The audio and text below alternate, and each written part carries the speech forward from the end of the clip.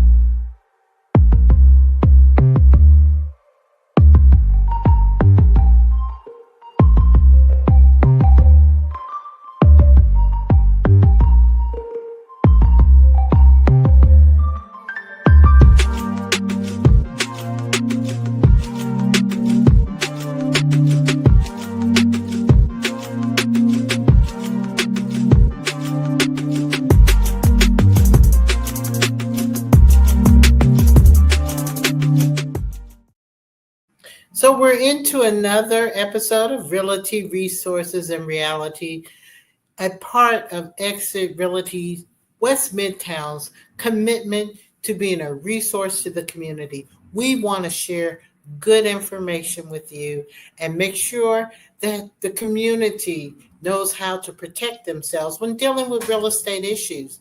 Today is the same as always. We've got great information for you, but I'd like for you to do something for us, and that is like, share, and subscribe. So hit that thumbs up button, like us so other people know that you like us too. Share this information with someone you may know who can use it, or you may tell them this is a great show. Please subscribe. When you hit that subscribe, hit all notification buttons so you won't miss an episode. And if you would like, we like to take our show on the road. We like to come to small groups. Maybe it's a few of you and your friends, large groups, your church, your neighborhood organization, because we have a lot of great information here at Exit to share with you on how you can protect your most valuable asset, your property. And if you just have a question that you want to ask, call me. I won't charge you for asking, and you won't have to pay for asking either.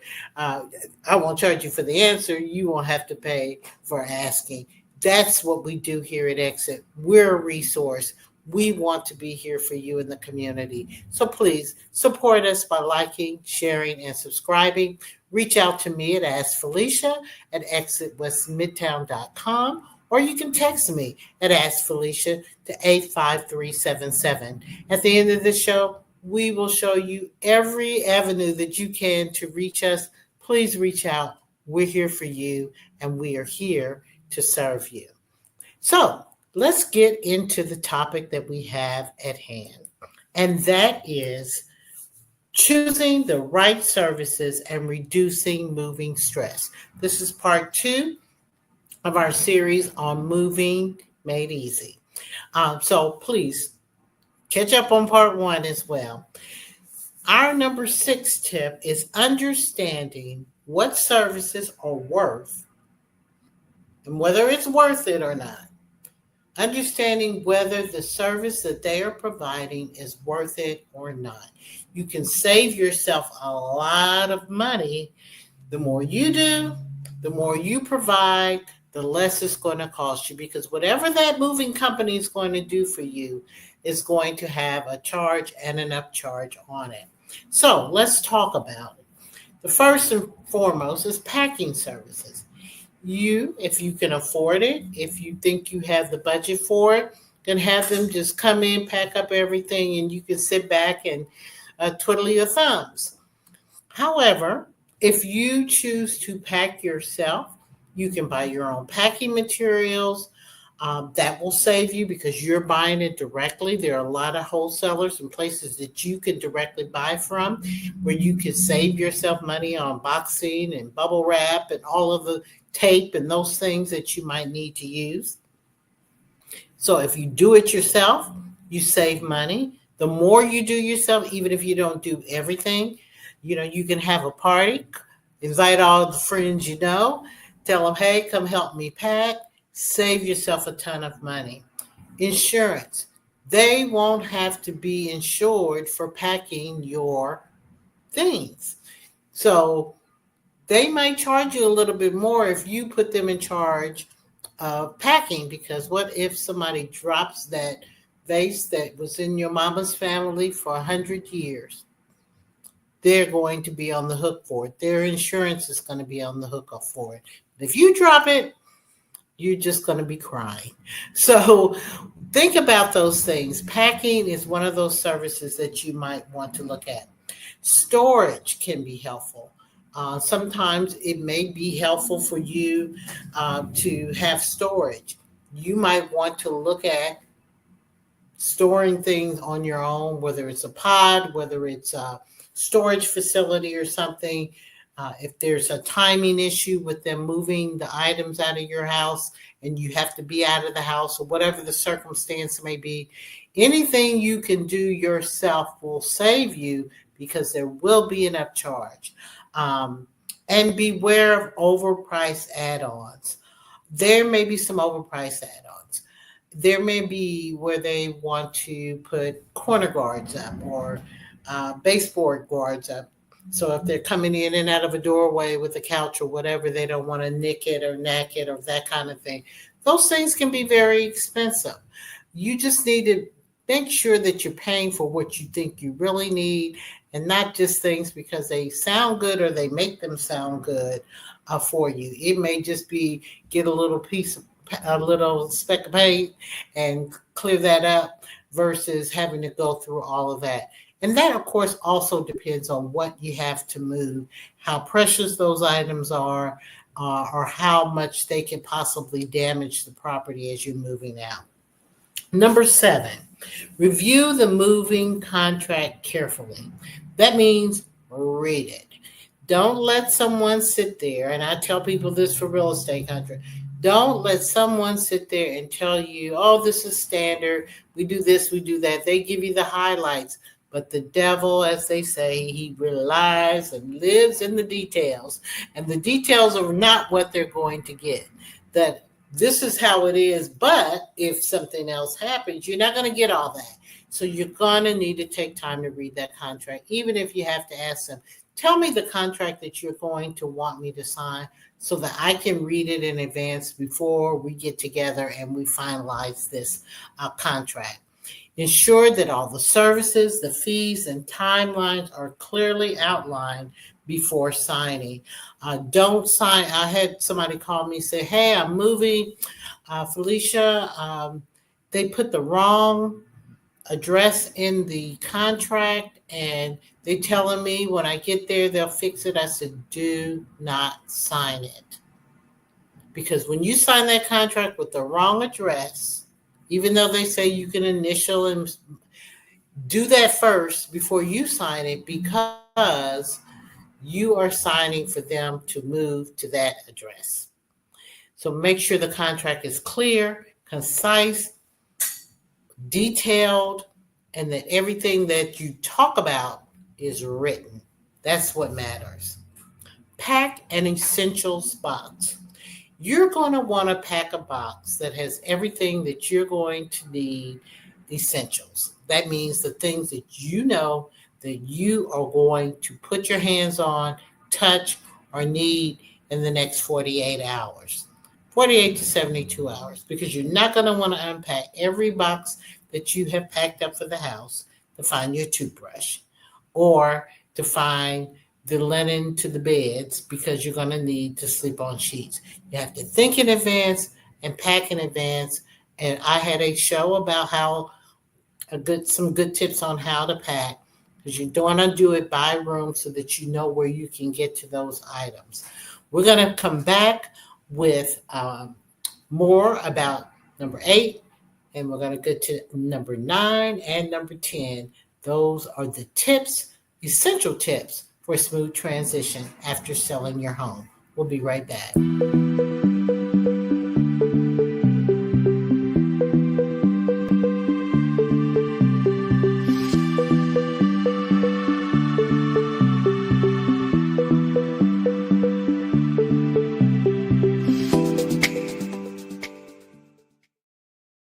Okay, so we're back to number 8, and that's packing that essentials box. That's where you not only want to keep your toothbrush or whatever, you might just want to put that in a suitcase so that you have all of the toiletries that you're going to need as well as the clothes you're going to wear. But you want to also make sure in that essentials box that you have your important documents, your medications, any valuables that you have that you don't want to leave for someone else to move when they're not in your eyesight, and you want those daily necessities separate for easy access. And I want to go back to the valuables. If you had heirloom jewelry or that sentimental item from your family, your pictures, those are the kinds of things you're going to want to put in an essentials box, and maybe things that you want to carry with you versus being thrown on the truck. Because if something happens, and things happen, and the truck gets in an accident and it rolls over and crushes and messes up some of your things, those things that you would not want to lose no matter what, maybe things, if they're, compact enough that you want to put in your car and keep with you. Number 9, confirm details with the movers before moving day. Might want to make sure a week in advance everything's good with the schedule, double checking their arrival time, making sure we have the right truck, confirming that the payment has been made. We don't want to avoid any last minute surprises, everything. And then the night before, calling them. And if they're a good moving company, you know what? They will be calling you to do the same thing as well. But you don't want any hiccups. And I always tell people in your contract, you may want to consider not only having a schedule for that moving day, but you also may want to consider a couple of rain days, because you never know. That perfect Saturday or whatever, or Sunday that you wanted to move, there could be a tornado coming through, or it could be raining or snowing or whatever's going on with the weather that's not going to make it a less stressful move. You might want to just say, I'm going to move on this day, but in the event of torrential rain, we're going to use the next day or whatever. So if you pick the Friday or you pick the Saturday, you might still have a Sunday or Monday to move. Just think about that. Just something to consider. And so after you double checked all that, we are now at number 10, and that is preparing for the moving day and settling in very smoothly. So you need to have a plan. If you have children, you have pets, you need to make sure that perhaps they're out of the way when you're actually moving in. They may be a lot to keep up with running around with them. So you might want to ask a friend to hold your pet, or you might want to ask a friend to babysit your child, or get someone to do and babysit them both, because you want to be free to make sure that you are watching what's going on very diligently with the moving people, that nothing's coming up missing, that they're not doing anything that potentially damaging it. You want to be available and on hand to show them where those boxes that you have adequately marked for which room and where that furniture needs to go. So kids and pets can be a bit distracting. You may want to have other plans for them that day. You, of course, have already planned, correct, for utilities and all of those things to be turned on and to be operable before you get there. And you want to do a final walkthrough from leave before they leave to make sure that nothing was damaged, nothing's missing. I always tell people it's just like anything else. You want to take pictures of all of your items before you move, and you want to take them after you move, just to make sure that you have what you are supposed to have. Just an idea, because if that's that heirloom something and it breaks, if you have a picture of it before and it breaks, you can maybe value it later if it's broken and they have to replace it, or you can show, look, it was fine before you put it in the truck and now it's not. So those are the top 10 things that we do to make moving easy. So I'm going to go through them real quick. Please check up part 1, which dealt with preparing for the move and avoiding scams. That's creating a moving plan and timeline. Number 2, decluttering and downsizing before you pack. Researching and choosing a reputable moving company. Take time to do that. Watching out and avoiding moving scams. Go Google it. There's plenty of scams out there. Know what they are so you can avoid them. And here in this show, part 2, number 6, in the part 2, we're choosing the right services and reducing the moving stress. And we're doing that by number 6, understanding what services are worth it or not.